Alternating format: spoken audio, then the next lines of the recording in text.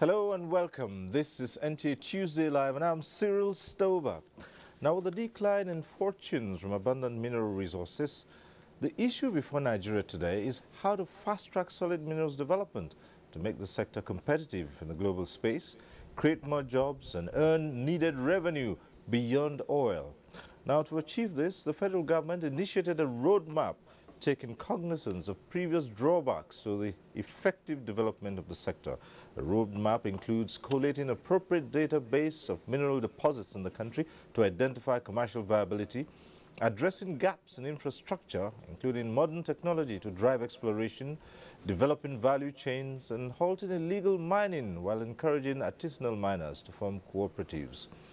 The government has in the last 2 years injected some 30 billion naira into a solid minerals development fund, coupled with a recent additional $150 million for the development of the sector. Now, how far has this fund been utilized? What's been achieved? And where is the current standing of Nigeria in the global market? These are some of the issues we'll be raising tonight on NTA Tuesday Live. But first, let's get to see this report by Vivian Idekpefo. Available records show that there are more than 40 minerals deposited across Nigeria.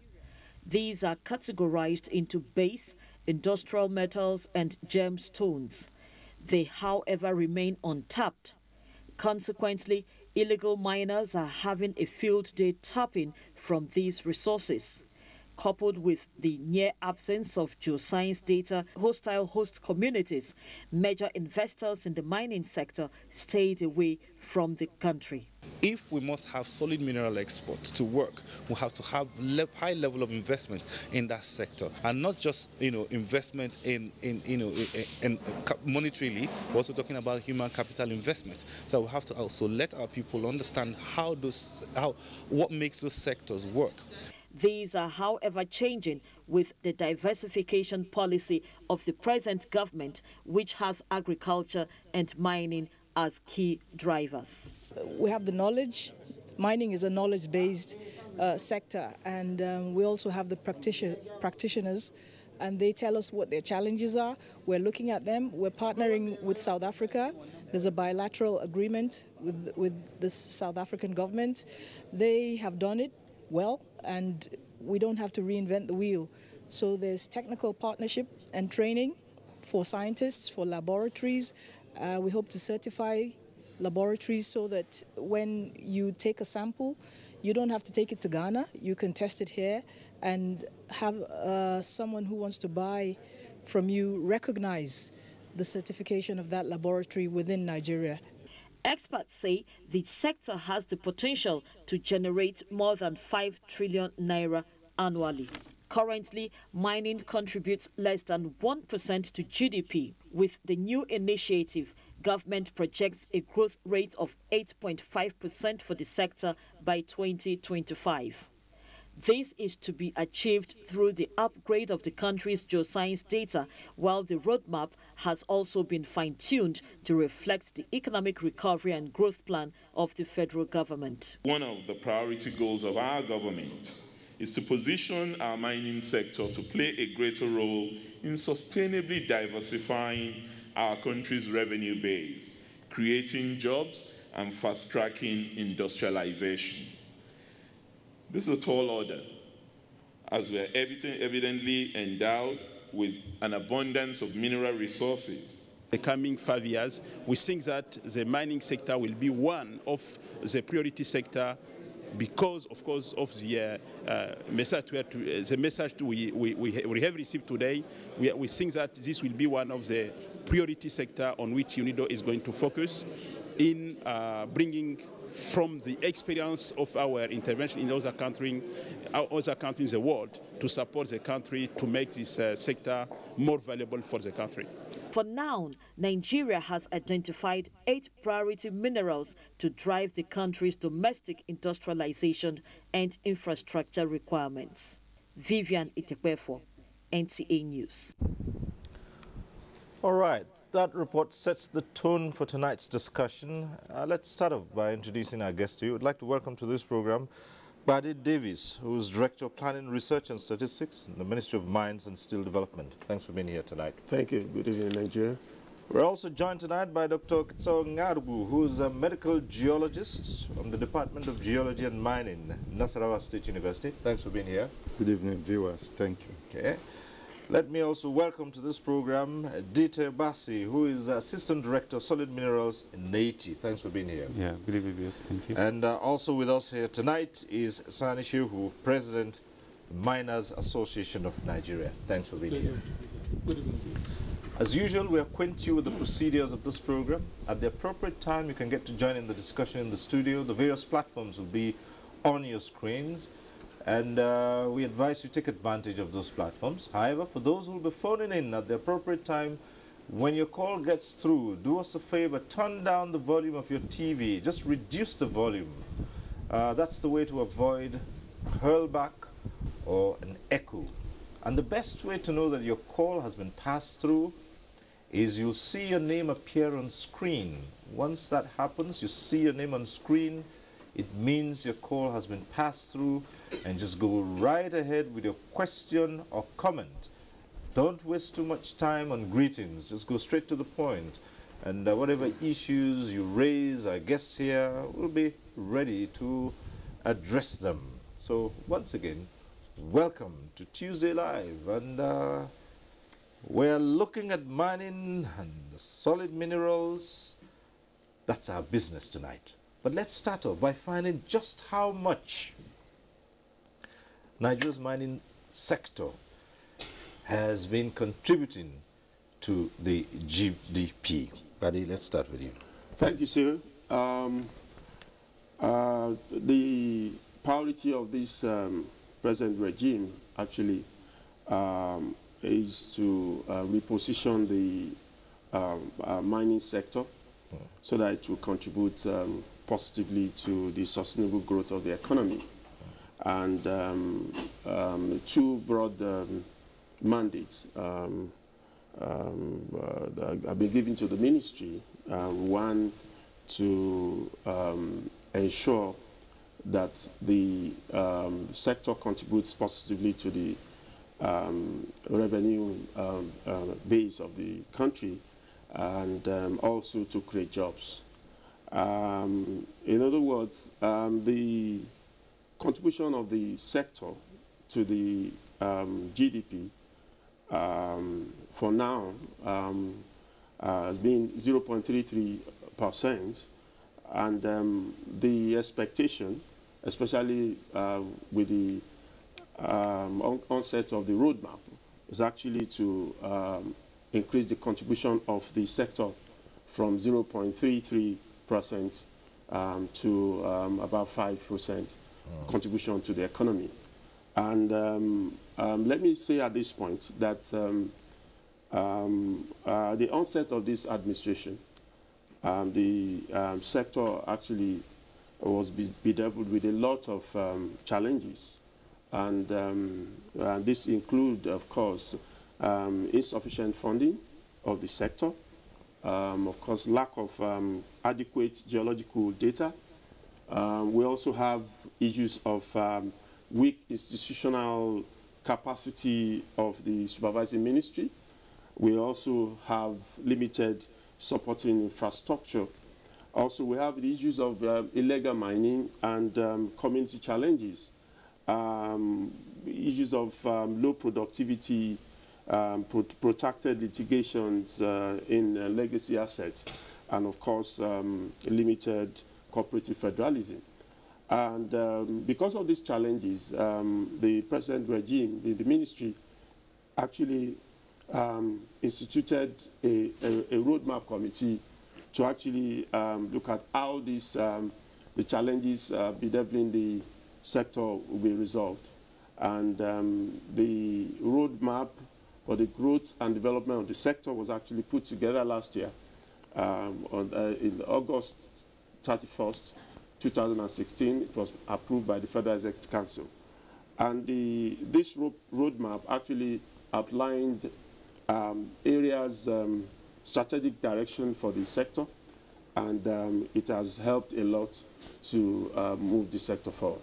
Okay, so we'll look at what it entails. But let's come to Dr. Ngarbu and taking a cursory look at mining and development in this country, what do you see out there in the field? Well, as one who has been engaged in manpower development for the mining and mineral sector, and one who has been actively involved in many forms of consultancy projects for the mining sector, I see an ill-equipped manpower that needs beefing up. I see lack of sufficient process technology. I see lack of strong policy framework backed up by strong legislation to push this sector forward. And I see a lot of unenabling environment that scares investors away.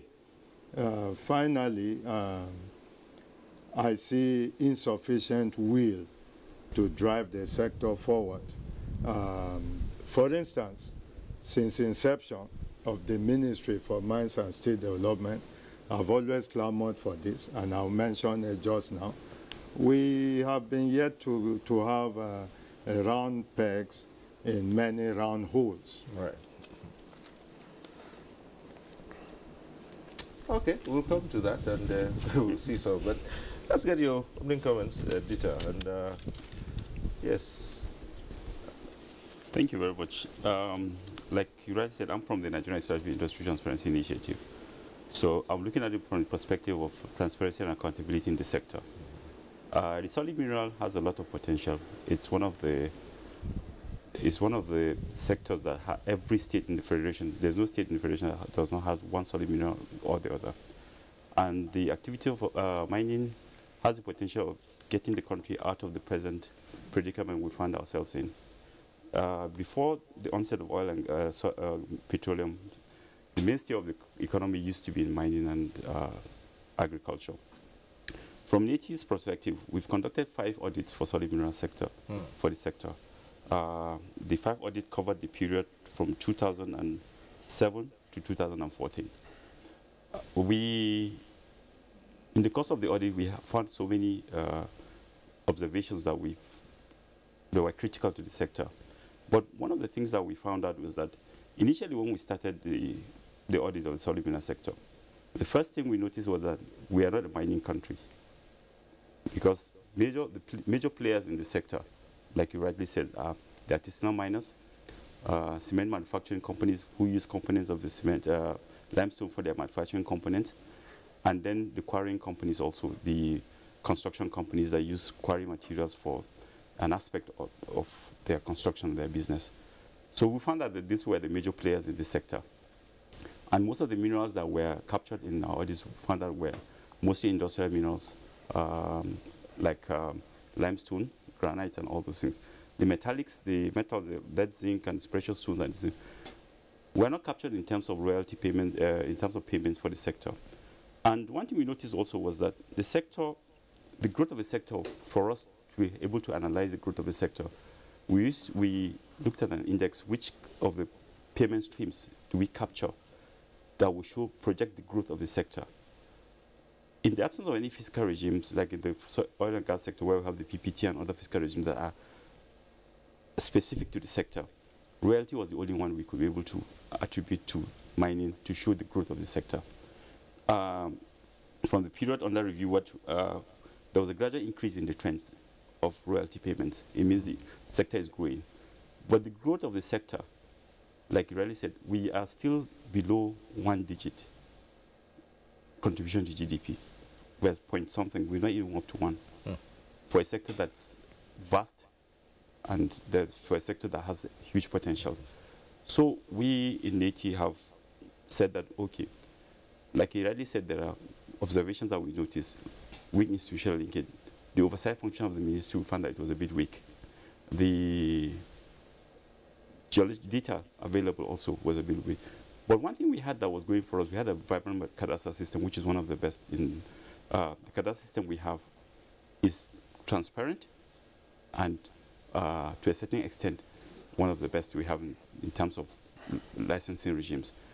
But the factor is that the question we keep asking is that why are the majors not coming here? The major mining companies, the Rio Tintos, the Newmont, HP, Beaton, all of them are not in the country. And it's the same mineral resources, the same gold that you have in Nigeria, the same gold that you have in Ghana. And we have, what is the problem with the sector that we can't attract these people to come in? So these are things that we need to look at.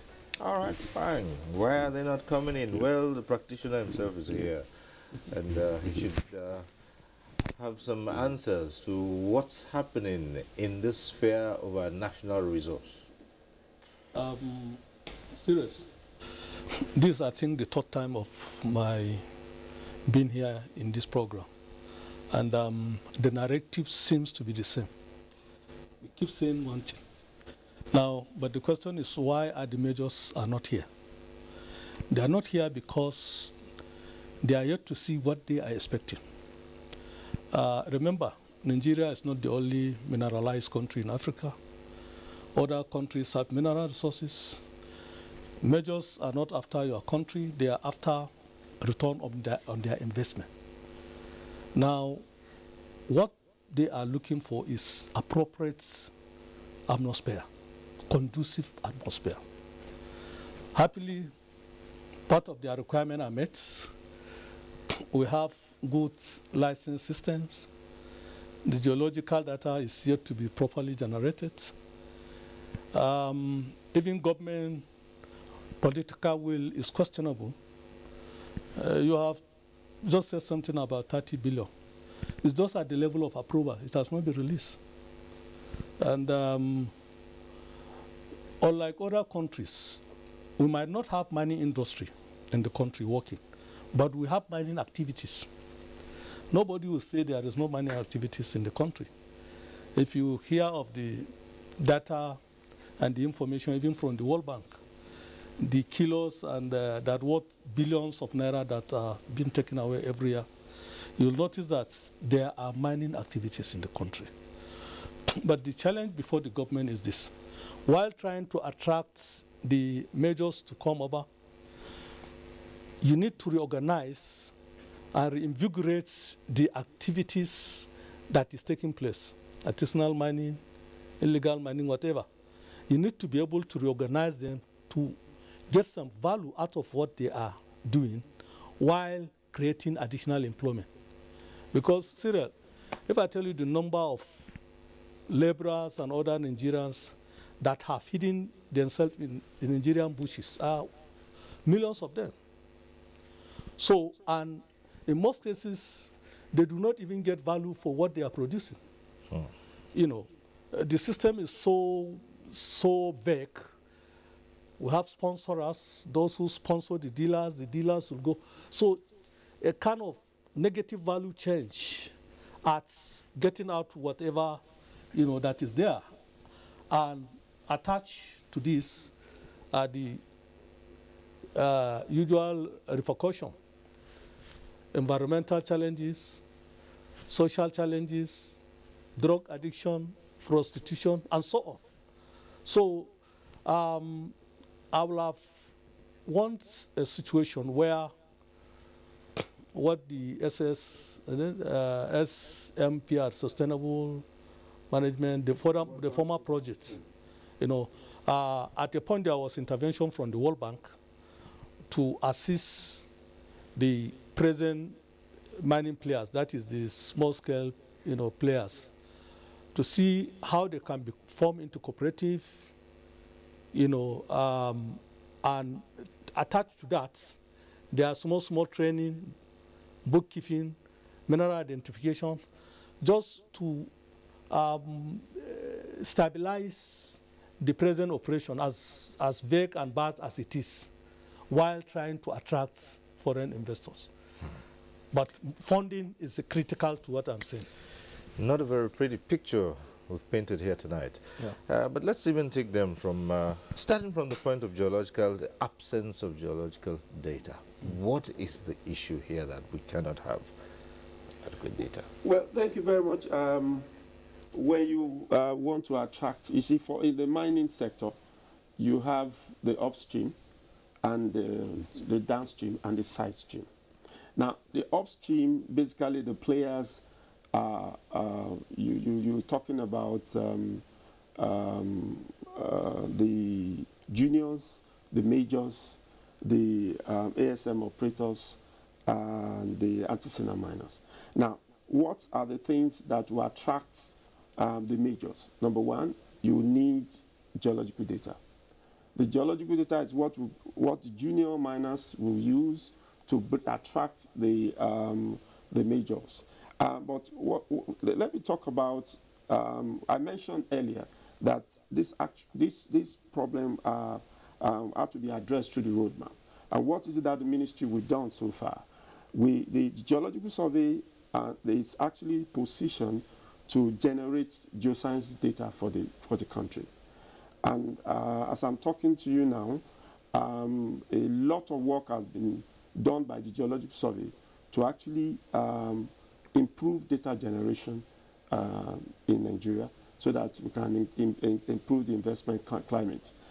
Geological survey presently, they have carried out work, especially on industrial minerals and other minerals that can actually attract investment. But as Alhaji Sonny mentioned, the problem has been the funding. The ministry actually, you actually mentioned that too, got the 30 billion intervention fund, the approval from the government. Also, right now we got approval for $150 million from the World Bank. And most of these funds actually tailored towards addressing this challenge of lack of data.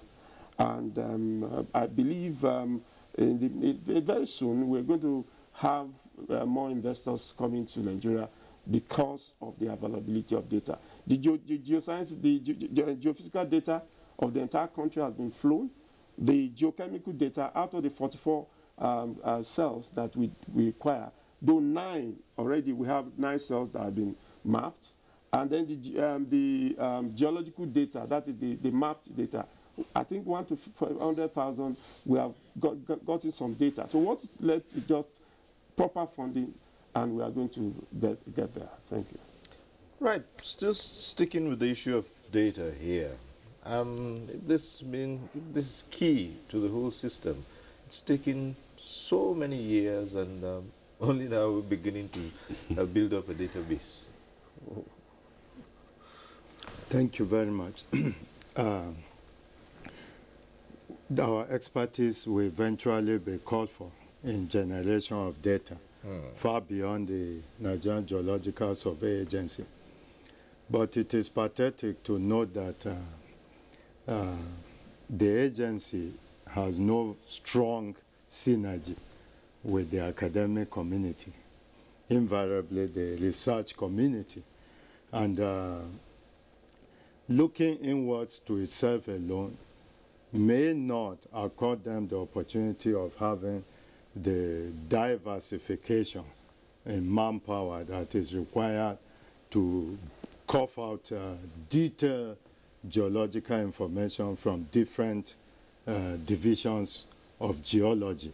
An investor may just be interested in geochemical data, another in geophysical data, another in hydrogeological data, another geotechnical data, depending on interest.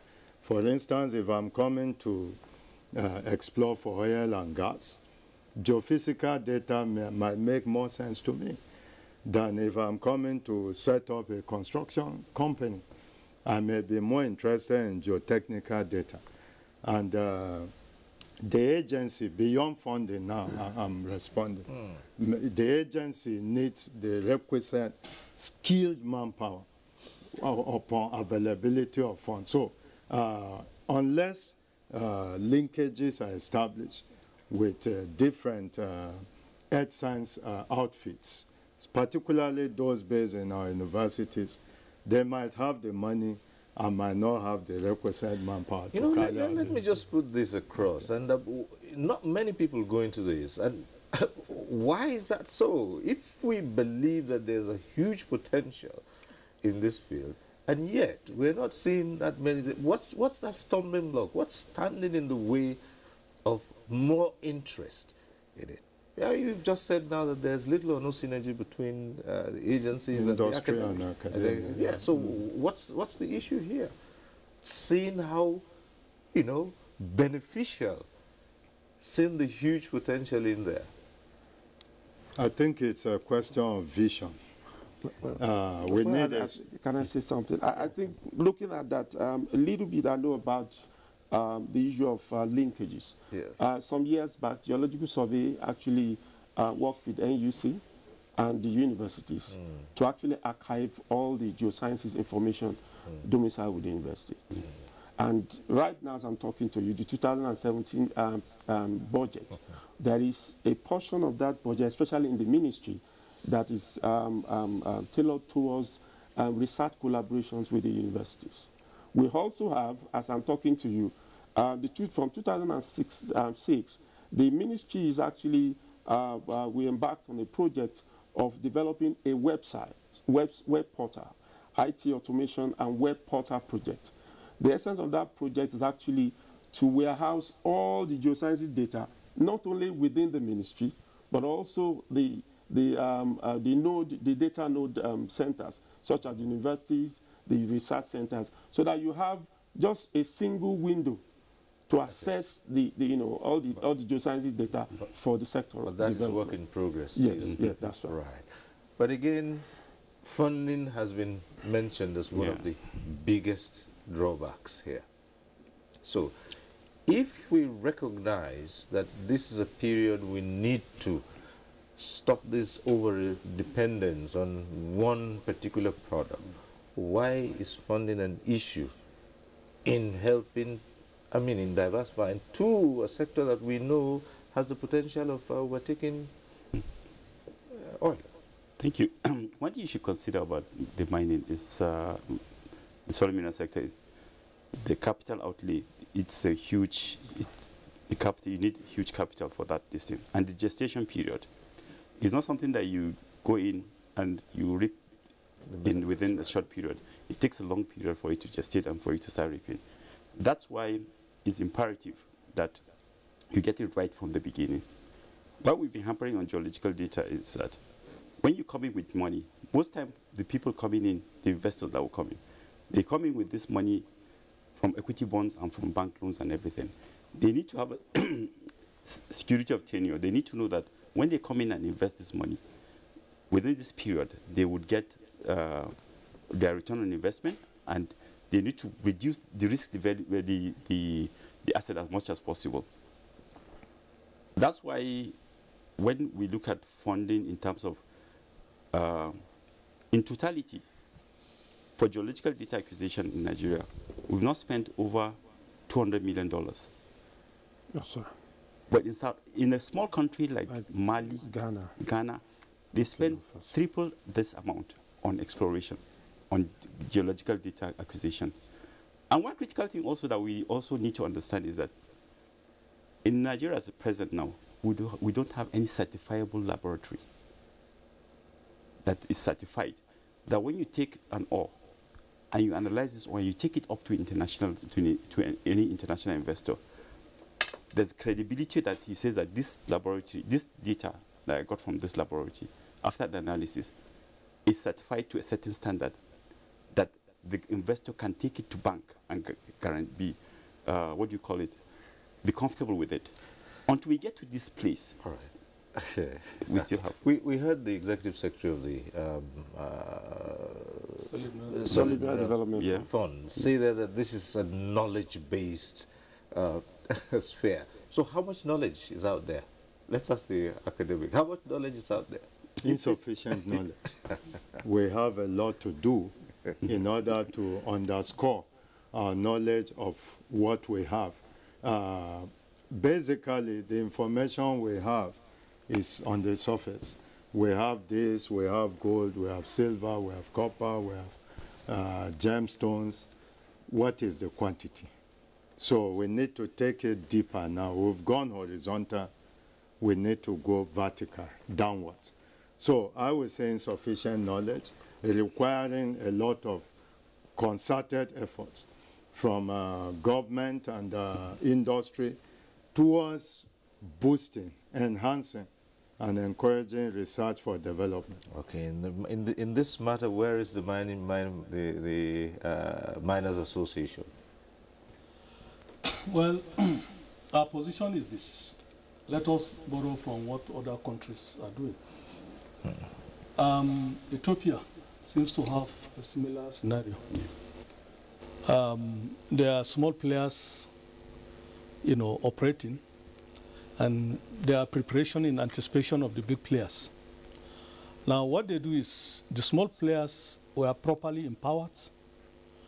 Most of the small players, you realize that they have even identified veins, and without detailed exploration, because of their experience, they have been doing it for years. So what they did, what the Ethiopian government did, was to support them, guide them, the goal, and the Central Bank of Ethiopia buy off the gold from them. Okay?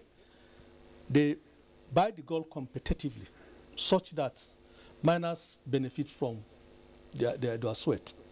And they warehouse the gold in their central bank, and they sell it at will to Switzerland and other buyers. Now, we have been saying it, that we cannot wait,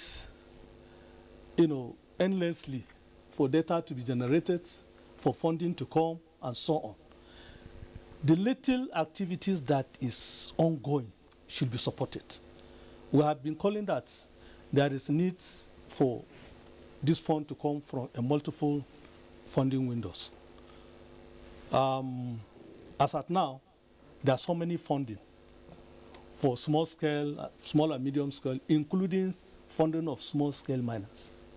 We have this fund in Bank of Industry, the export stimulation facilities, and so on. So this fund should be. Okay, well, let me ask this: where exactly could this fund be channeled to? What would it go to work on, for instance? Acquisition of machineries and small working capital for the miners. You see, we are once, can I say, a mining nation. I mean, we have been earning in the past from the mining activities. Right. The type of mining those days is not the digger and shovel mining. There were some degree of mechanization, and that was what resulted in the revenue that government is generating. What we are saying is this: today's miners have challenge of machineries and equipment. These machineries, sometimes they don't even, a small miner don't even need machinery for a long time. 2 months, 3 months, the excavation is made, deposits and veins are exposed, and then mining commences. So it's just a small push that is needed. And I think I will call on the government, the representative of the minister is here. There is need for the ministry to spearhead this project of lifting off the present small-scale miners that constituted up to about 90% of the mining activities in the country, so that they will go a little bit mechanized. You can do that. The Miners Association is now contemplating a mining or miners mechanization program. We are discussing with a company in UK that will supply us with republished equipment, and the Nexim Bank, we are discussing with them to guarantee it, so that we start mechanized mining. All right, our lines are already open. We have Adeyemo from Oyo, who's on the line. Hello, Adeyemo. If you're still there, Adeyemo. Hello, good evening. Good evening. Go ahead. Okay, yes. In Oyo State, you have different mining locations in Oyo State. But what we need is that the BOI should support the individuals, miners, because you have a lot of mineral resources in the state. So we need to help us out in supporting the miners. Okay, that's just it. Support for the miners. Right, okay. You were going to comment actually, if we're looking at funding, especially geosciences data, as I mentioned earlier, there are other sources that the ministry is actually exploring. We are looking at partnering with the stock exchange and the Nigerian Sovereign Investment Authority for about 600 million grants to actually support, the different categories of the miners, especially the artisanal miners. What we've been doing in the ministry is actually organizing them into cooperatives, and then carrying out extension, services, actually to educate them, and then through these cooperatives, they can have access to loans, funds, and all that, and that is what the ministry has been doing. And as I'm talking to you, we're also looking at, supporting them with mineral buying centers. We have right now about 170 private mineral buying centers. They are all part of effort the government is making to organize them and organize them to a group so that they can have access to facilities to ensure, sustainable mining of the environment. All right, let's go back to the phones. We have Patrick calling in from Benue. Hello, Patrick. Hello. Hello. Yeah, good evening. Good evening. Yeah, I want to really appreciate this program. It's timely. It is something that will energize the base. I'm a small-scale miner, mining barite, lead zinc in Benue State. And the issue of funding cannot be underestimated. What our president just mentioned on the refurbished equipment could be a very practical way to get equipment into the mines. Without us having equipment to mechanize, mining will continue to be something that we'll talk about instead of something that will create revenue source. For the revenue source to come in, there has to be serious investment.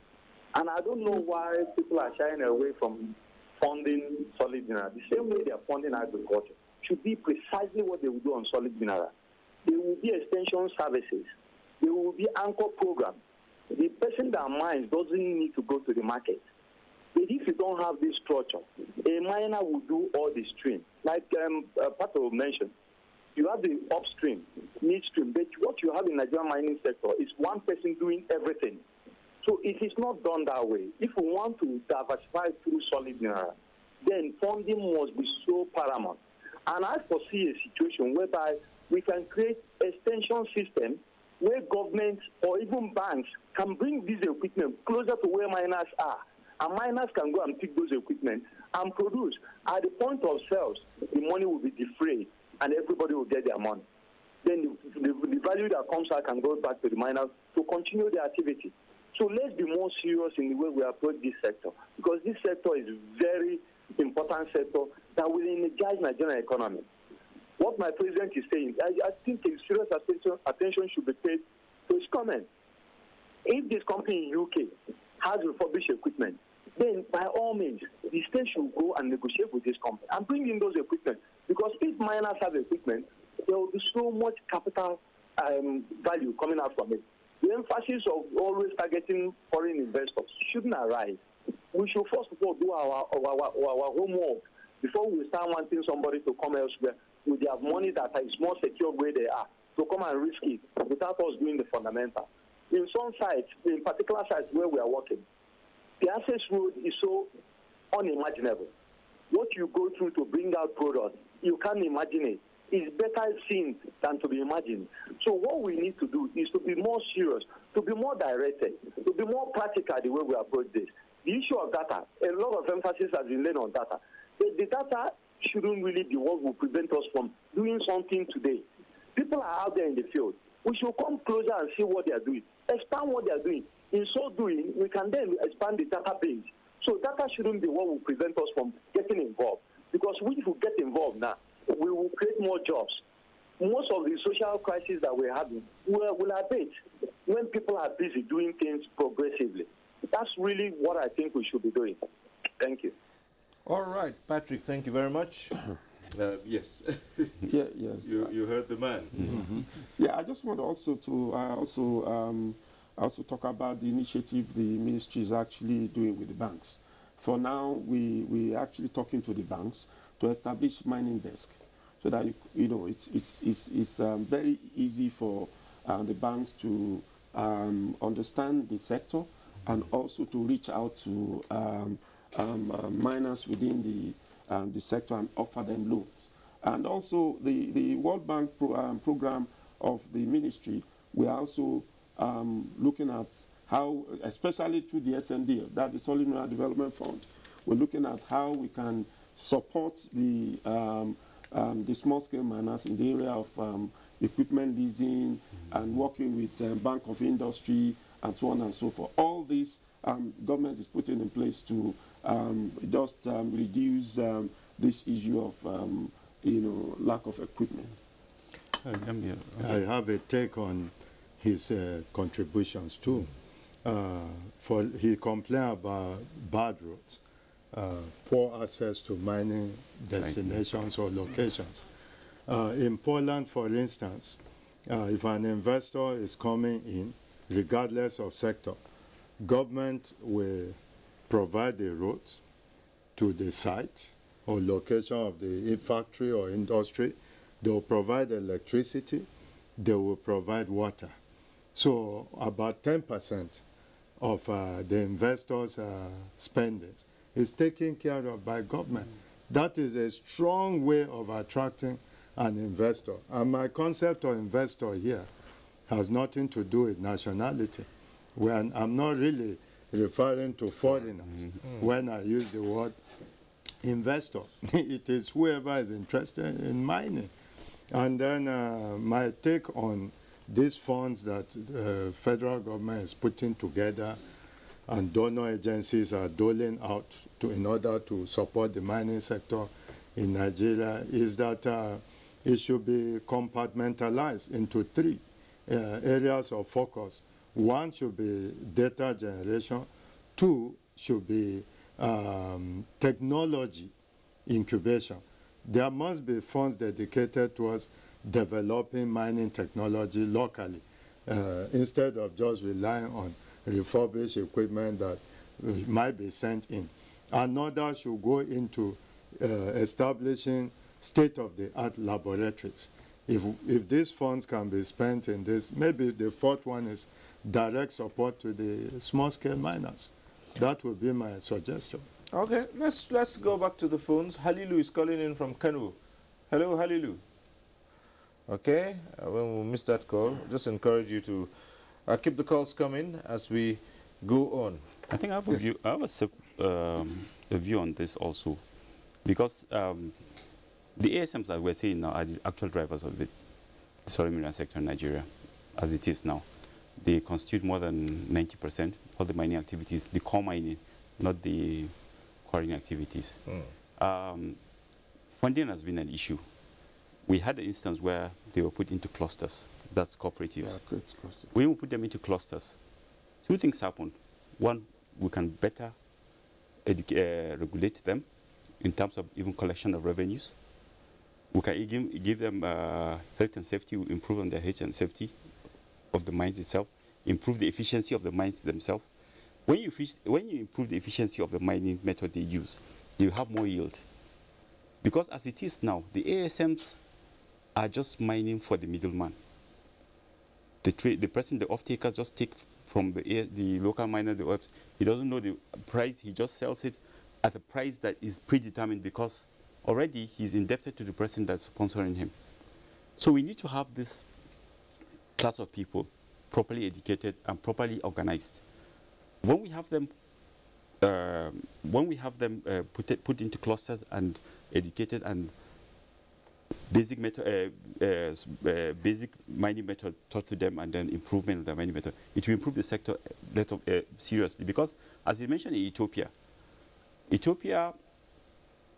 but the gold being mined in Ethiopia is swept by the central bank. And they don't even sell it directly. They go and refine it and keep it as a strategic gold reserve. All right. This is something we do. We have a gold belt, and nothing comes from the gold belt in Nigeria completely. There's no royalty being paid on gold in Nigeria. all the way from the from the south west to the northwest is a gold belt. It's a huge gold belt. The schist belt, yeah. But the gold being mined there, when you look at the revenue profile in Nigeria, nothing comes in from gold. Okay. Moses is calling in from Owerri. Hello, Moses. Ristover and the guests. Good evening to Ristover and the guests. Good evening. Go ahead. Yeah, I just want to know, congratulations, you are doing a wonderful job there with the guests and on the topic on this job mining in Nigeria. I just want to know what it takes establishing a laboratory that they just highlighted. That is one. I equally want to find out if we actually have legislation in place to regulate the mining activities in Nigeria. That is two. I equally want to find out if they have a regulatory body that is supposed to supervise mining activity in our country. Because from every indication, it's like as they are discussing there, the doctor that is coming from academics is equally maybe making his own submissions, and those that are working from the ministry are making their submissions. But from every indication, as we are viewing, it's like there seems to be lack of synergy among the agencies that are involved in mining activities. So can they actually maybe come together or maybe brief us so as we see them as partners who are working towards giving Nigeria a better mining society to diversify this sector to the benefit of all Nigerians. And thank you. Have a wonderful deliberation. All right. Thank you for calling in. And some questions that have been raised. What does it take to set up this laboratory that we talked about here? Okay, let me just quickly, the issue of laboratory, actually the ministry is actually concerned about that. And we have initiated discussion with SGS, a world-renowned materials testing company, to strengthen the capacity of the Nigerian Geological Survey Laboratory in the facilities in Kaduna, towards achieving ISO 17025. And and we want to, complete this accreditation within the shortest possible period. The objective is actually to significantly reduce the thousands of mineral samples being shipped abroad, for analysis, and thereby, reducing the huge revenue loss, that we are actually losing because we don't have presently an accredited laboratory. So government is actually putting in a lot of effort to actually check this situation. So on the laboratory also, it's very imperative that we have the laboratory certified. It's not that there is no laboratory. We have laboratories. Most of the universities in Nigeria, and there are laboratories, geological laboratories. But the issue is certification. And the certification is that, let me just give a practical example. When you're going to for a medical checkup, after doing your analysis, you go to the lab and take your samples are taken and analyzed. Because they don't trust your laboratory used here, they go there. When you get there, you still have to be tested. So you see, we need to have, if we have this certification here, instead of wasting money on double analysis, we will save a lot of money, and even the time it takes. So you need the standardized laboratory. You can take the results here and go anywhere in the world, and they will not have to test it. And it also ties to even the money, the price your material. It determines the money you get for your mineral when you send it up, because the mineral, the grade of the mineral determines the price you pay for it. The buyer will buy from you. So it's a win-win for everybody. Now there's the double question. Yeah, yes, just before I bring that. So many issues are touched, and I think I need to make some comment. The representative of the minister has informed of the effort they are making to talk to this commercial banks. No, commercial banks, so that they will have a mining, they will create a mining desk. Yeah. And I think that should not be a priority, because in 2006, we have succeeded in, persuading First Bank to create mining desks. Oceanic Bank created mining desks. But creation of mining desks does not temper or does not solve the issue of interest rates and the moratorium period. They'll give you as 90%, 2 years. So that is not a way out. The way out is for the ministry to work with the development banks. The objective is development, not profit. So talk to development banks. BOI. Yeah, via Bank of Industry, CBN, talk to them to see what they can do. Then the issue of, we talk about synergy, the last speaker. Yes. I'm afraid I don't think there are not sufficient synergy among the government institutions. All right. Yeah. Let's go over to the phones again. And we have a caller from one city that was made famous by the mining activities. It used to happen there, but that was a long time ago. Joel is calling in from Jos. Hello, Joel. Thank you very much.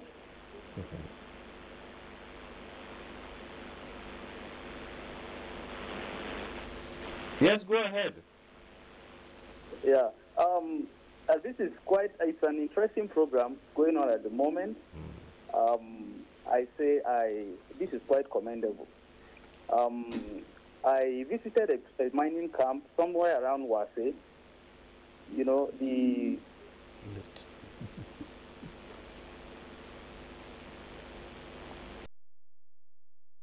Oh dear, Joel, go ahead. Yes. So, one of the speakers talked about royalties. And I don't know, he said royalties are not paid on lead zinc, but they are paid on other, industrial minerals. Oh dear. Oh dear. So, Joel, we encourage you to call back, because we're really interested in getting this a bit from you. So just try and call us back.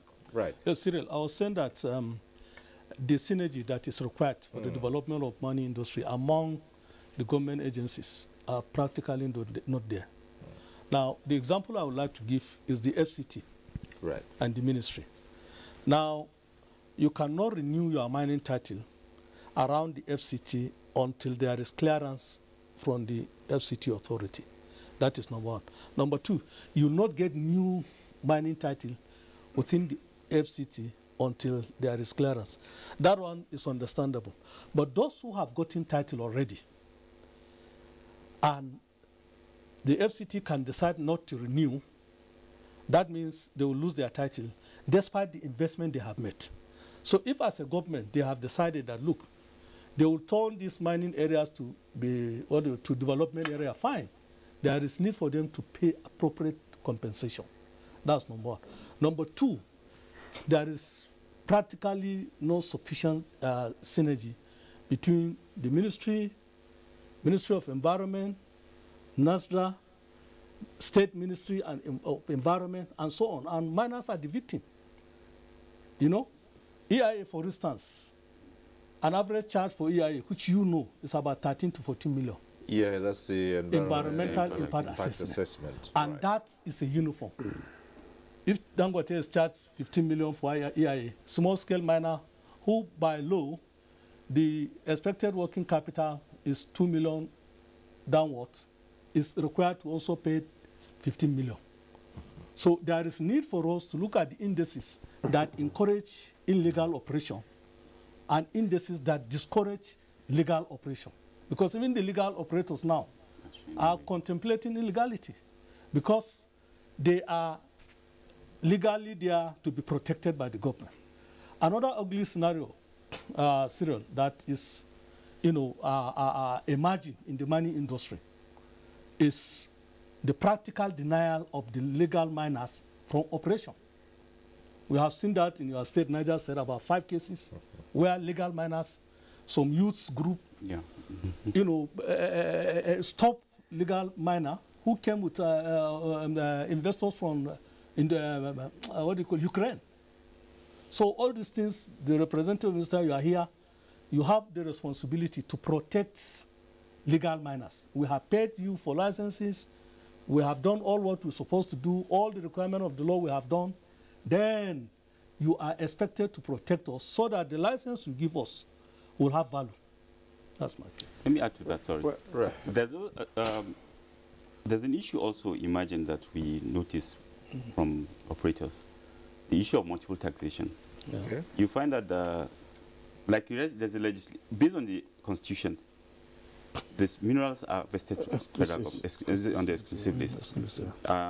But some states and some agencies also, for royalty payments, it's Ministry of Mines and Steel Development, Ministry of Mines is supposed to collect it. MID, the Mines Inspectorate Department, are the ones by law to collect royalty payments.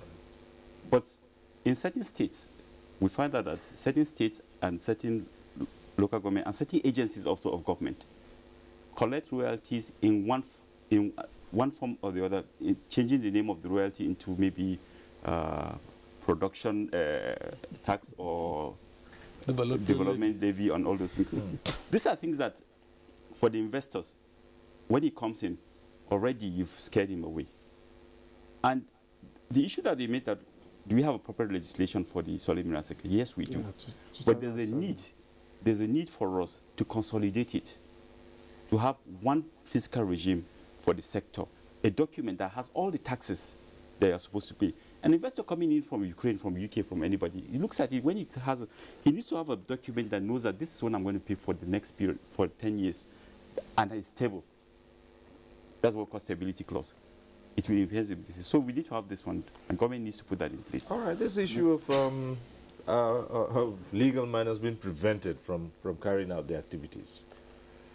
Well, I want to say that, you see, if you recall, my minister has been embarking on state tours, visiting stakeholders. We call it stakeholders engagements, visiting the states and looking at going to the mining sites. And these issues that my colleagues just raised, actually, there were issues that, evolved during the tours. And one of the things we are doing, October last year, the Federal Executive Government actually approved the establishment of the National Council of Mines and Mineral Resources. And all these issues we are raising now, the ministry is proposing that we're going to have the first edition of that council, whereby the states and the federal will come together, and issues that pertains to multiple taxation, community development agreements. All these issues will actually have to be resolved during this council meeting. So what we are doing is just engaging the states in dialogue and making sure that investors who have legal rights, they have access to their mining titles. All right. Yes. Okay. Just just briefly. I want to encourage mining companies to have community relations units, and they should first deploy their staff in such units to communities before moving in their equipment. For instance, mining companies should not end up with geologists and mining engineers. They need sociologists. They need psychologists. If that is done, nobody, for want of knowledge of what is happening around him or her, will attack a company. All right, we'll take a short break at this point. When we return, there'll be more about developing the sector. We'll talk about illegal mining. We'll return to the issue of regulation, particularly as it affects what happens beyond the activities of miners. Stay with us on NTA Tuesday Live. We'll be back shortly. Nigerians, our fearless officers and men of the Nigerian military are winning the war against Boko Haram. Today, all occupied territories have been recovered and Boko Haram has been degraded. Our affected brothers and sisters are getting their lives back. However, they are now after you and me. In our mosques, churches, schools, motor parks, markets, entertainment centers, and public gatherings. Be vigilant. Be security conscious. Report suspicious persons, objects, and movements to the police and other security agencies. The security of our nation is a duty for you and me. Nigeria, unite against terrorism. This message is brought to you by the Federal Ministry of Information and Culture. The struggle for independence had been a long and tough one. Our founding fathers and compatriots sacrificed their comfort and even shed their blood. We cannot at this point in history afford to spirit away their sacrifices for immediate but temporary gains of today. Let us emphasize what unites and not what divides us. Working for the unity of purpose with a stronger vision for a better tomorrow. NTA, growing with the nation. Nigeria, the only country we can train with remarkable potentials to excel.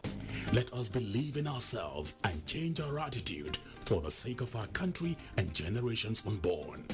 Let us revive our cultural values, which are our essence as a nation. Let us renew the spirit of patriotism and hope in our dear country. Do not take or give bribe. Be punctual always. No more African time. We can't expect to be global citizens and operate on African time. Join the queue. Insist that people are attended to on a first-come basis, no matter who they are or where they come from. Nigeria, good people, great nation. Make you report any crooked person, object or wakajube movement to police and security agent demo. The security of our nation now work for all of us, so plus including me and you. Nigeria, make we unite against terrorism. Now, Federal Ministry of Information and Culture bring on this message.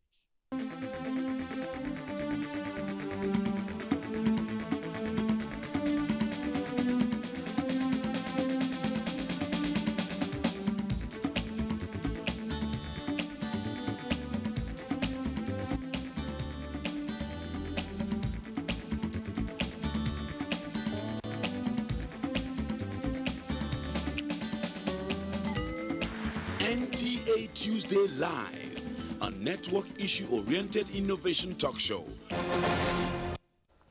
All right, thanks for staying with us. We'll start off this segment with the views and opinions of Nigerians. As usual, we took out our cameras and we talked to Nigerians on how this sector can be energized and how it can move forward. Take a listen. Look, we have a template and work with it. I mean, that sector is a massive, huge income generating sector that's just lying in waste. The blueprints, get your think tank, get the people, the experts. You can get them from the private sector. In Enugu State, we have coal. And for decades, when we were born, we were growing up, we were hearing Enugu is a coal city, coal miners, but all of a sudden, everything went down the drain. Nobody remembers it again. Nobody uses coal. The mineral resources there is just wasting. Everybody now focused on oil, quick money, the one that we give them just now, and everybody will move. So I don't say, like now they are saying youths don't have job, no job, where there are things to create job for the youths. Proper monitoring. There should be people that are in charge of this that will go and, if they want to give a site to a construction company, or they should go and test. There is how they test it, maybe through sand and all those things. They will know what is in a particular place. But this is not done. I think they will just give it, and then these people, they cut away so many valuables that belongs to this country, which we should be benefiting. It's not done anywhere. All right, the views of Nigerians here about the sector we're talking about tonight. But let us look at an aspect of this, and which is what's been referred to as the activities of illegal miners and how this is doing damage to the whole fabric of establishing a proper mining culture. We've seen that in so many states. In fact, let's start off this with you as the president of the Miners Association. Yes. And sadly, of course, Niger is one of those places. Cyril, we have to really look at illegal mining concept beyond the artisanal operators. By law, any operator that acts outside that law is an illegal miner, including the big companies, the Chinese companies, whoever mine outside the law is an illegal miner. So let's discuss, let our discussion of illegality, be targeted along this, concept. Now, if we are repairing illegal miners to artisanal operation, we all know why they are doing it. Even the World Bank has said that the concept is poverty-driven. They need to survive. If there is no option to operate legally, they will operate illegally. Even with the potential hazards for the present and the future. You can see how resilient Nigerian is. I hope you will see the cliff.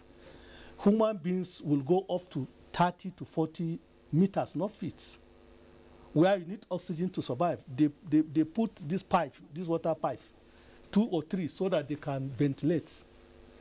This resilience is something else.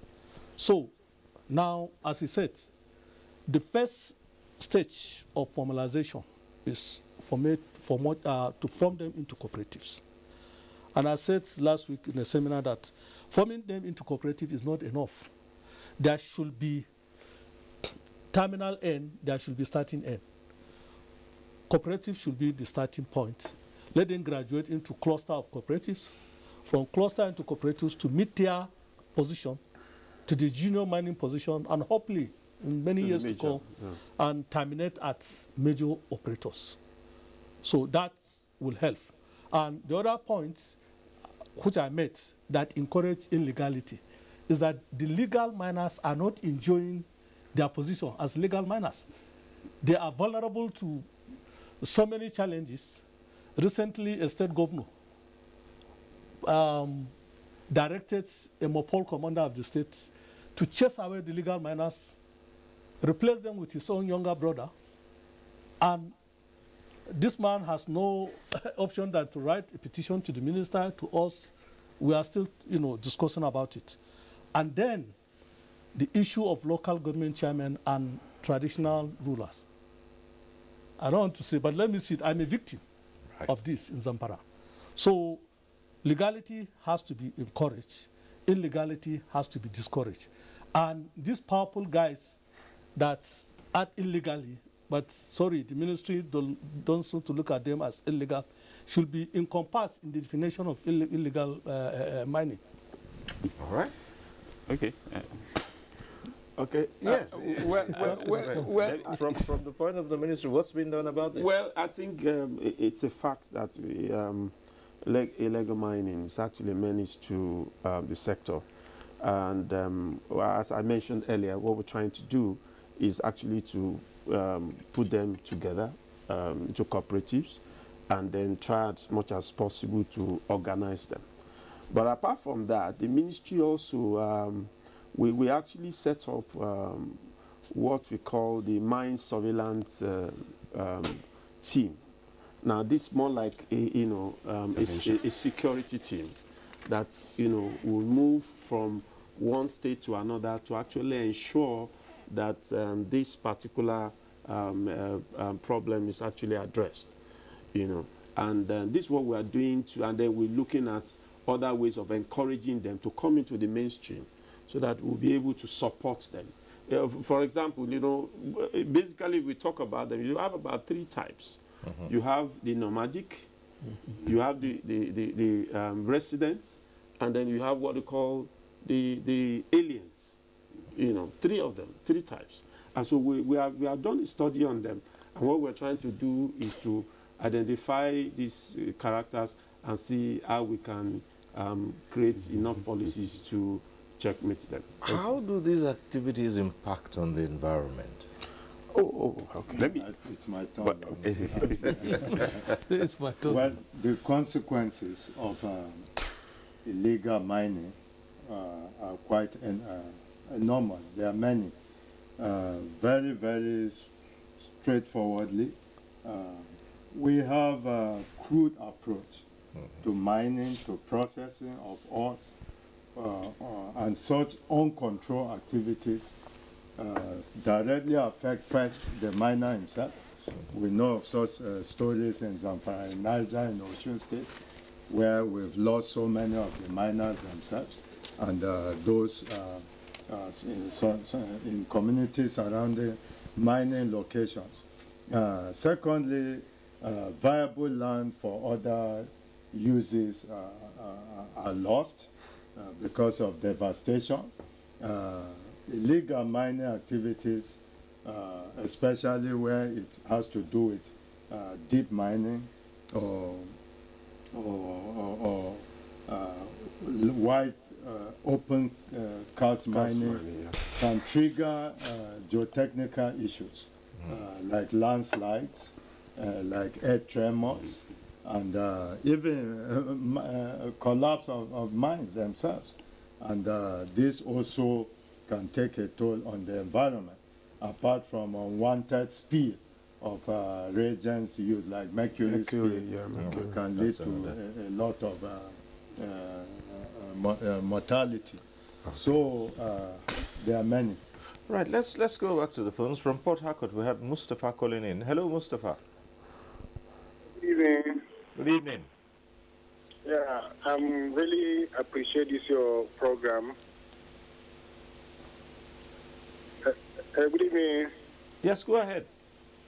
Yeah, I really appreciate your program.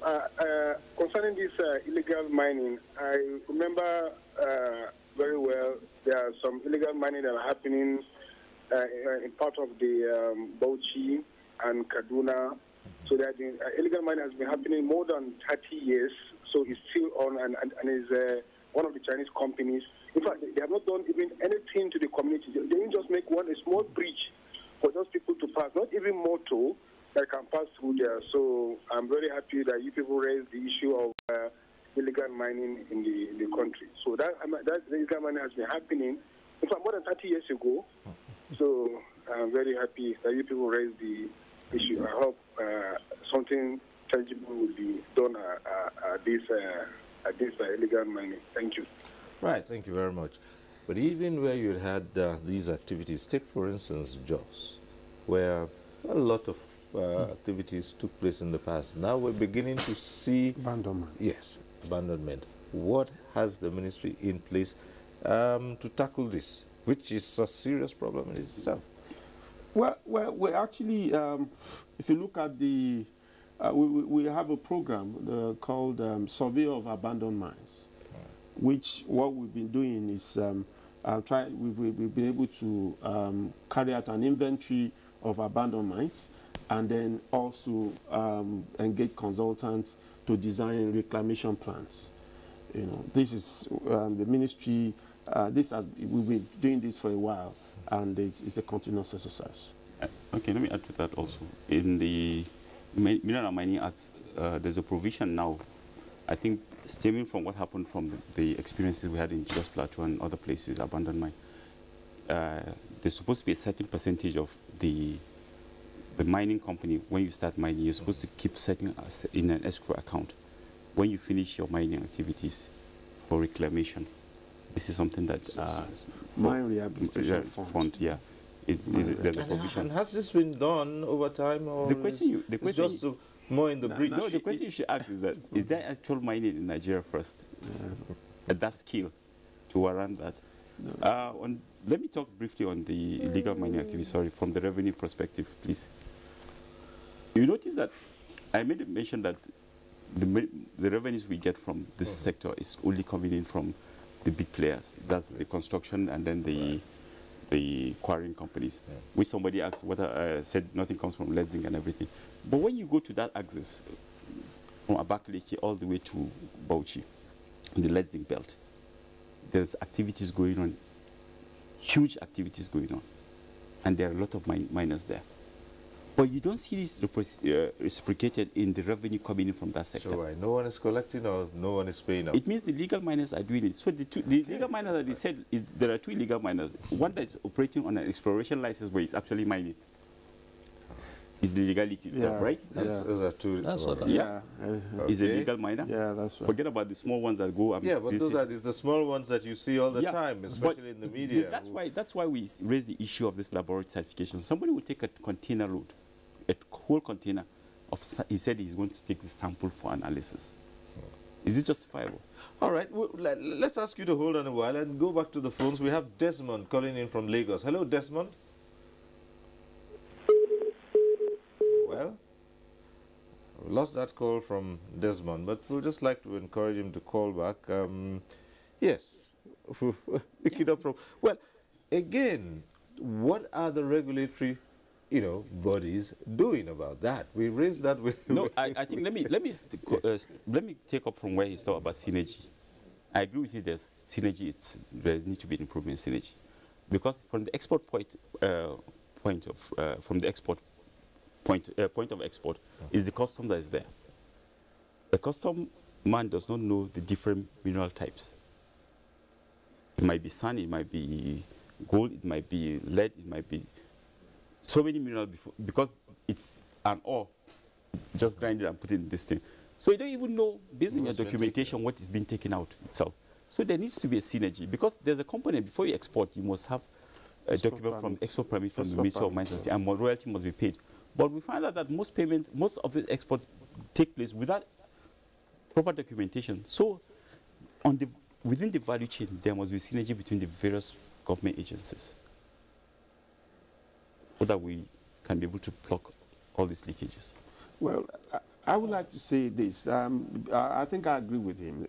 Not only with respect to revenue, because I agree we have revenue leakages, but the ministry is making efforts to actually block this revenue leakage. But not only in terms of revenue, but also there must be synergy, especially with respect to infrastructure. Yeah. In most of the mine sites, they don't have roads, even the port, railways and all that.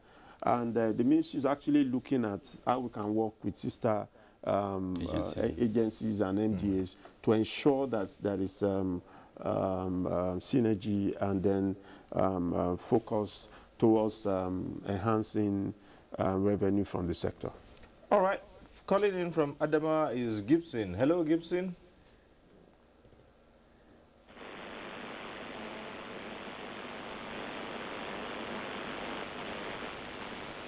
Is Gibson, are you there? Yeah, that's very good. I've been waiting for this moment. Oh dear. Well, we encourage you to try again. The lines are rather erratic tonight, but we expect you to keep trying, and we'll just most probably just get through. Now, let us go back to the question of the regulatory bodies, synergy, legislations, and all that. Are the legislations in place? It's good you can have the bodies, all right, but what about the legislations? I think the legislation is okay for now. There are gaps here and there, but globally speaking, legislation are allowed to be implemented for a number of years before reform are contemplated. But, okay, go ahead. Now, I think we need to sympathize with the ministry. Right. And that is the reality. By law, they are statutorily empowered to develop solid mineral. Development is just one word, but it encompasses so many things to ensure that what is right is done and so on. But over time, their government, they cannot sometimes say the truth, but the truth is this: they are grossly underfunded. The federal government must take a decision, because the rhetoric of solid mineral development is not realistic. Cyril, I want you to compare the solid mineral and agric. Remember, the FEC government come, to power on the platform of two pillars: development of agriculture and solid mineral. We have seen what is happening to agriculture. A powerful advocacy at agric development, spearheaded by the federal government, not even by the Federal Ministry of Agric. We see the president in Zamfara, in Kebbi State, commissioning rice farming scheme and so on. The same advocacy, funding and support that was given to agric is what is required in the solid mineral. Cyril, in Central Bank of Nigeria, there is agri insurance scheme. That's true. There are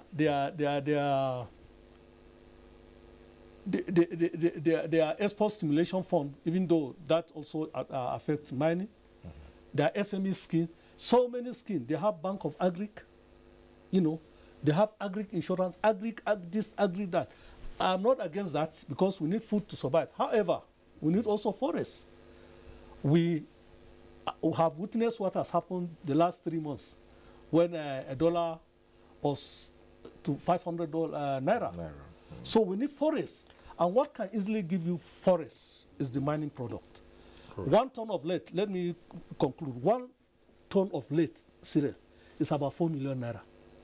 1 ton of maize is about 170,000 naira. So we need to pursue the two. We feed ourselves and then we look for forests. All right, that will take us to the question of value addition. But let's try and get this other call from Port Harcourt. Hello.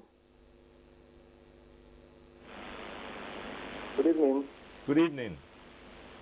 Yes, I want to make a little contribution. I want to ask a question quickly. Between the ministry who were giving the money to develop the mining sector and then the man on the street who had just done some a little illegal, who had committed the real illegality. Between the ministry who were giving the money and the man who had no any business decided on his own to go and mine for the benefit of his own stomach, who had committed the highest illegality. Well, tough question, therefore, I guess. Well, the point he's saying is that between the ministry that does not provide the proper funding, that doesn't give the money, and the ordinary citizen who engages in illegality to mine and feed his himself and family, who has committed the greater illegality. Well, I think the law is clear. All right. We all know what is right and what is wrong. Okay. But the departments who fail to carry out the statutory functions can get away with it, but the small guy who does, who does something. Cyril, that's what I'm saying. You see, the truth is this. They are just ministry. They don't have capacity. And this capacity is built with form. Even the training you are talking about, you need money to train somebody. You need money to police the mining sites, isn't it? Recently, you are giving, you bought 44 kilos. That's a drop in an ocean, Okay. One per state. Well, let's try and get Abuja, who's calling in from Oshun. Abuja, hello? I'm listening. Yes, go ahead. As it is under minerals resources, Agola from Osun is talking. Yes, go ahead. This is an interesting program, and all of us listening, we enjoy the way you discuss. At Osun here, at Itagumodi, at Kumasa area, the gold is available there, and there is nothing done on it. And we have your people working in the solid minerals here. They have never gone to that place. Hausa people went there to steal the gold. What are you going to do about that? And I advise that the ministries will work in collaboration with the few people, so that we can contribute effectively. Okay. All right, Agbola, thank you for that. Well, it's turned out that there's one, very precious mineral. That is quite well. I want to say for every state, you have a federal mines officer. The federal mines officer is responsible for actually monitoring the mining activities within a particular jurisdiction. Okay. So I think if you have a situation whereby maybe you have illegal miners, people operating illegally, the right thing to do is to go to the our office in Oshogbo and just notify the federal mines officer there. I'm sure they will take the appropriate action. Okay. I want to make a comment on the contribution from Ono also from Port Harcourt, who was trying to know who the bigger, who is committing the bigger illegality. Shortchanging a sector such as the mining sector amounts to economic sabotage, and it shouldn't be taken lightly. This is not the first time World Bank, federal government is intervening with huge funds. I want to remember in recent past when Kaloma Ali was minister. Okay. Yes, there was the Nimamo project. A lot of funds were doled out to this sector from the World Bank. And then now the project no longer exists. And we have little to desire from what we may call achievements from that project. Monies are being doled out again. I would like to urge that those in charge of such funds should not shortchange all categories of miners. I'm supporting President of the Miners Association, including those we call illegal. They are not actually illegal. They are just undocumented. And that makes problem of supervision very tough for the ministry. Can I quickly say something? When you talk about, when you say somebody is illegal, you see there's a provision for you even to take a license, a type of license called small-scale license. Right. So if you want to operate, following the law, you can just come to the mining cadastral office and identify the area. In fact, normally you have a synergy. Even those who have legal, mining tattoos, sometimes work in synergy with some of these small-scale miners, and they give them small-scale licenses. So there's a provision also for them. We are not talking about you having a lot of money. What you can just do is identify the place, come to the mining cadastral office, and if we operate a first come, first serve on first come, first serve principle, then the government will allocate that place to you, and you can operate in the right manner. Right. Dr. Ngargu, let me return to you. Regarding value addition and the exploitation of certain solid minerals, which, you can say will be to the huge benefit of this country. Have we done enough in identifying those places? In other words, in which minerals do we have the huge advantage? Just looking at the landscape here, what are the things that we could just easily say, look, we have all these here. If we could just go a step further, then we would be operating like some of these countries that we have talked about here. Yes, we must begin from requisite technology acquisition. And back to the issue of laboratory, we were emphasizing equipment. Beyond equipment is the required technical manpower to man such equipment. We have very good facilities in many earth science laboratories scattered around the country, but nobody to run them. Beyond now traditional mineral resources, the rhetoric is always repeated. Nigeria is focusing on industrial minerals. We speak about gemstones. We have other resources. We must broaden the frontiers of our own mineral resources inventory. For instance, in Nigeria, the Nigerian Geological Survey is yet to underscore our geomedical resources. Right. And these are new frontiers that can easily boost the economy. You take thermomineral water springs, for instance. and they go straight to the health industry, requiring no processing, requiring no factory, requiring no plant. Yet, globally, I'm just from Moscow, and in a conference in Moscow last week, we were told that mineral waters alone account for about 50 billion US dollars income to that sector on annual basis. We have them in Nigeria. Nobody is talking about them. We are talking about looking for more complex mineral resources to harness.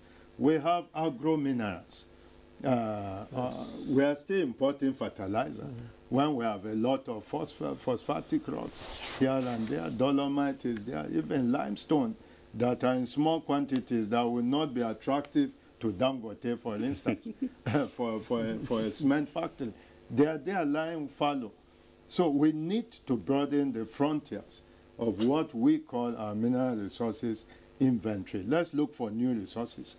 Let's look for resources that will require less investment in terms of technology acquisition, process technology acquisition, laboratory demands in terms of analyzing to know their worth, their quality, their value. Many thermomineral springs are flowing out in vain. And when you go to the communities, for instance, away in Nasarawa State, they tell you for over 200 years, this is how these springs have been flowing out in vain. And they are the chief resource for the industry called the balneo industry that services a branch of medicine called balneotherapy, for instance. It's non-existent in Nigeria. When you go to our medical schools, they tell you it is mentioned. It is there in the medical dictionary. We have those resources. We are not broadening the frontiers. So let's look for more and stop focusing on what is already known, what is already there, that for over 2 decades we are not able to bring out. Yeah, in addition, the Raw Material Research and Development Agency has made a breakthrough on kaolin, this ordinary kaolin. They have been able to calcite it, and once it is calcite, it will attract a price almost 1,000% more than the ore, the crude. So kaolin is an industrial mineral. In fact, we are importing almost all the clay which we have here. So I think I would like to call on the federal government to develop the value change of all the industrial minerals that we have with the view to feed our industry so that we stop importing them, conserving our dollars, and I think it's in line with their export substitution policy. It's very, very important. Again, iron ore. The local plant we have for iron, they depend on scraps, which are not sustainable. We have millions tons of iron ore scattered all over the country. And if a value chain, end-to-end value chain is created, you mine it, you blast it, you crush it to powder, you wash it to reduce the impurity, you heat it to a given temperature. Once that is done, you have gotten an iron ore that has the same value as scrap. Then you move it to the steel industries. By so doing, you have created labor, you have created income, and the menace of stealing cars and destroy them as scrap and sell it will be reduced. Again, the gemstone. We know that gemstone industry is billion-dollar industries. We have gemstone here and there. Government should encourage the cutting and polishing of this gemstone by supporting the miners of this gemstone, so that we could participate in the gemstone international market. Most of the gemstone in Thailand and Sri Lanka are of Nigerian origin.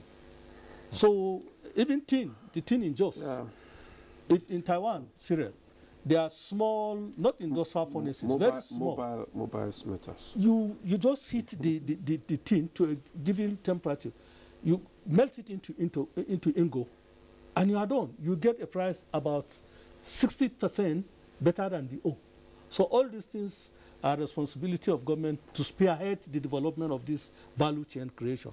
But as I said, they need to be supported by funds. But I think, let me add to that, sorry. Value addition, that beneficiation of minerals, most times we export the minerals at their raw crude form.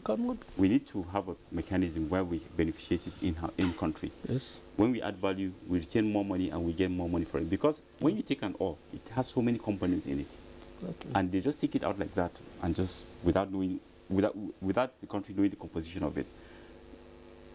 We should have a belt or cluster belt for specific mineral types. I remember in the Jos Plateau, there used to be the mercury smelting plant. Right. It used to smelt. It was for the tin smelting plant for the tin in Jos Plateau. It's no more working. Why? Because even now the infrastructure to sustain it, electricity is not. That's right. It's something that you need to work on before you even add value to anything. Coal power, you can power it with coal. Yeah, but the issue, even the coal power, this thing needs to be integrated. And then even the lapidary, he said, where you do cutting and polishing, these are simple technologies that need to be done. Simple. But the problem is these gemstones that are being mined. Because gemstone, it's easier, you can put 10 million worth of tungsten in your pocket and go in a flight and you're gone with it. Until we make it have an incentive whereby when you retain this in country, you have incentives tied to it before we encourage people to add value to this thing. So we need to have an incentive-based approach whereby when the incentive is there, you'll be able to beneficiate or add value to the mineral in country. It's one of the things we go on with.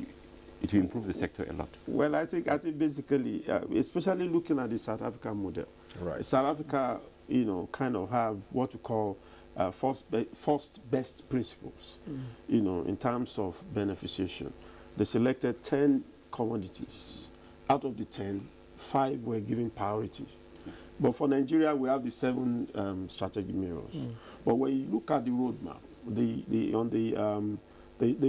the short-term strategy, one of them is actually to look at beneficiating the industrial minerals, so that they will serve as feedstock to the domestic industries. So I think it's a welcome development.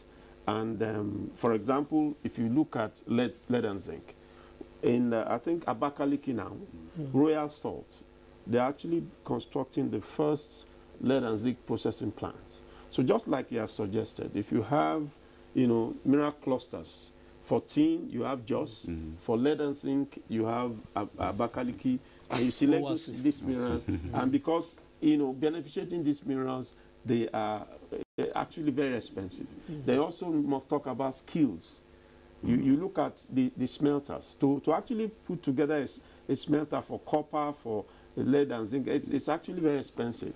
So we also need to prioritize it so that government will make maximum gain from it. Right. Now it's tightening the loose ends. What happens about licenses not utilized, payment of taxes? Where do we stand? Well, licensing not utilized. We have a principle of use it or lose it. If you are given a license, and usually you're supposed to report periodically to the Mines Inspectorate Office. The moment you fail, to bring out to submit your report, the government, by law, has the right to take it back from you, because this will, help us to mop up speculators in the sector. Now, how well have you carried out this function? Yes? Because, as you said, speculators in the sector seemed at a point in time to have had the upper hand. Yeah, but just last year, this present administration, we carried out more like a clear-out exercise, and we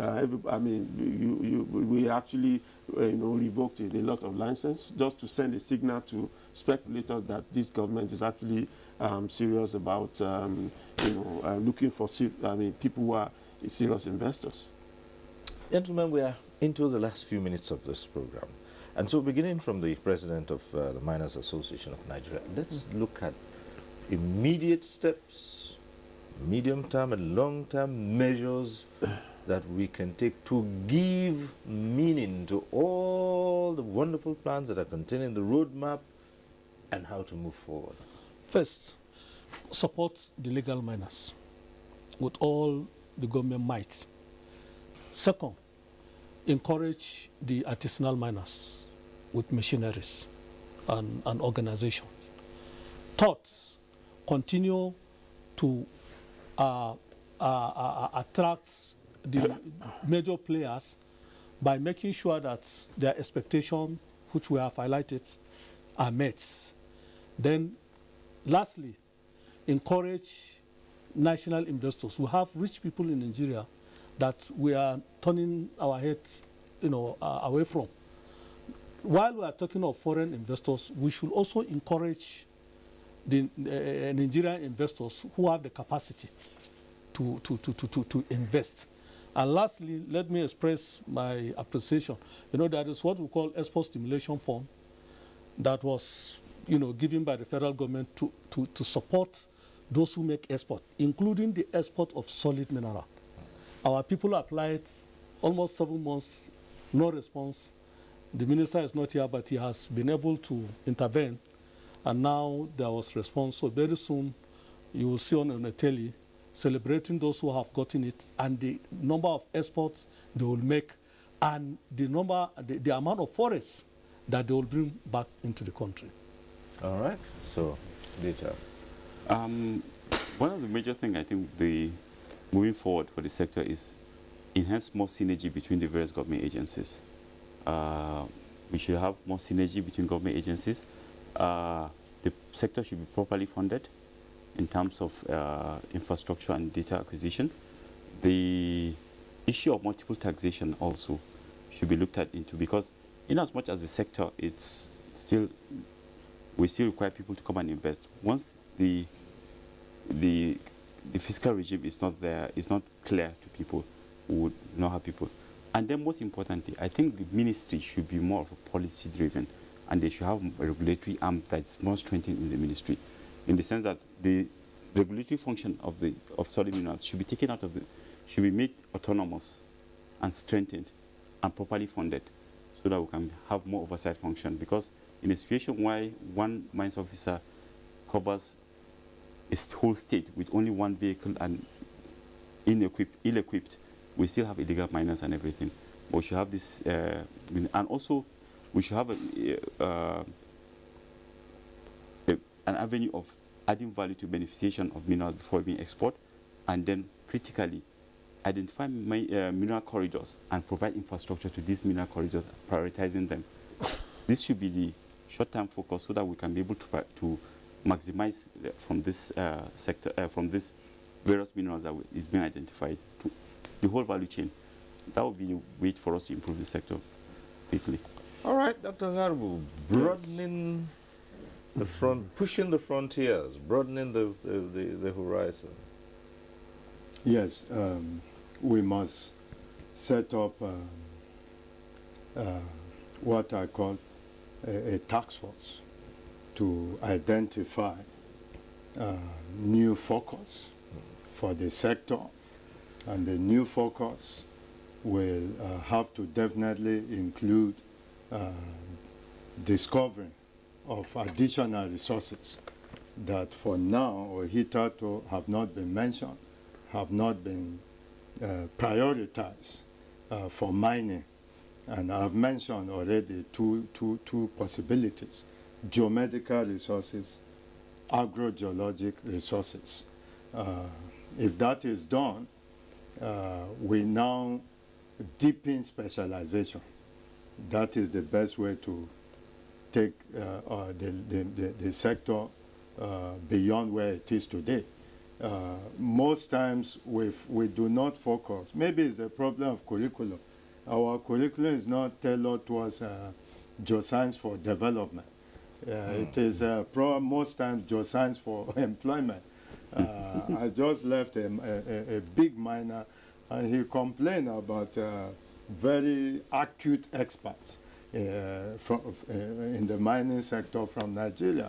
He was pleading with me to look for somebody from beyond Nigeria. That in his he started mining in 1991. He has not seen the kind of expert he needs, and this is a fault of our curriculum. Good. So how do we build that capacity now? And this is your field. How do you build this capacity? It's we've heard that there are no quick wins, but, you know, in this industry, and here we are thinking that in the next few years we should be able to rely more on what we're bringing out. But if we do not have the capacity, what are we looking at here? How early or when do we start building this much-needed capacity to, you know, close this deficit? You are right. The burden is on us, the intellectual community, to drive this burden. This issue forward. Very simply, we can focus on our scientific forums. We have well-organized annual scientific forums. We must create sessions, technical sessions within these forums to discuss new frontiers. We must create space for them in our departments. I'm a medical geologist. You have displayed it on your screen, but no university in Nigeria is still willing to start a master's program or a PhD in that area. You can only do it by extension, by calling for help from abroad. We must deliberately tinker with our curriculum to embrace new frontiers. Agrogeology is non-existent. This government is focusing on solid minerals, on agriculture. The earth sciences, earth materials are supposed to support this drive, and yet we do not have courses tailored towards this frontier. So we must do that. The Federal Ministry of Education, NUC, must help with that. That's where we'll get it right, and that is where we'll develop capacity to push forward the frontiers in the mining and mineral sector. All right, but in 2 years, yes, with the renewed push we're seeing, hoping that it's sustained, where do we see this sector? Well, I guess this sector, as we've mentioned, it's actually a sector that is meant to bail the country out of the economic woes. And I think with the right implementation of the roadmap, I'm sure it's going to take us to making Nigeria's mining destination. To me, I think what the government should continue to do is to continue to support the sector with respect to fund, because for you to bring in, for you to develop the junior mining sector, if you don't develop the junior mining sector, the majors will not come. And until you release enough funds to actually bring up that sector, we are just, because for the junior mining sector, they are the ones that generate the necessary geoscience data and discover the mineral wealth of the nation. So we need to actually look at Kenya, probably with the annual budget probably $6 million. And for us, when you compare what in Africa alone, even Ghana, even Burkina Faso, so we need continuous government support, especially with respect to geoscience data. The moment you discover the mineral reserves, every other part of the value chain will pick up. The downstream will pick up. The side stream will also pick up. Another thing I think that we really need to address is this issue of state interference with the mining jurisdiction. It's actually a problem, and I believe that this should be addressed from the higher quarters. Then I think finally the issue of synergy with respect to infrastructure for mine development. There must be, if we are going to, for example, the railways is under the purview of the Ministry of Transport.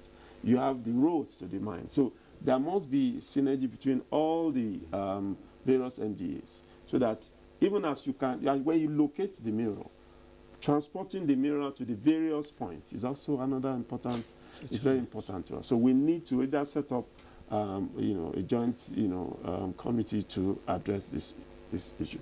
Thank you. Well, so it's at this point we'll have to leave this discussion. There's still a lot to. I always say it, no one program can capture the entire issues. So we'll leave the discussion for this time. Another day we'll come back and take a second look at how the drive towards developing solid minerals, mining, how it's succeeding and how it's been sustained. For now, we'd like to thank our guests who have come in here. Brady Davis, Director Planning, Research and Statistics, Ministry of Mines and Steel Development, we thank you for being here. Thank you, sir. Dr. Ngargu, who is a medical geologist, thank you for being here, availing us of your knowledge on these matters. We thank you. Thank you, sir. And for Data Basi, Assistant Director, Solid Minerals, NATI, the Extractive Industries Transparency Initiative, we thank you for being here. Thank you very much. And President of the Miners Association of Nigeria, Sani Shehu, would wish you better days ahead for... It's a pleasure, Cyril. All right. Thank you for very being much. here. Thank you. And thank you also for being part of this program. Next week we'll reach you again on NTA Tuesday Live. I'm Cyril Stover. Bye for now.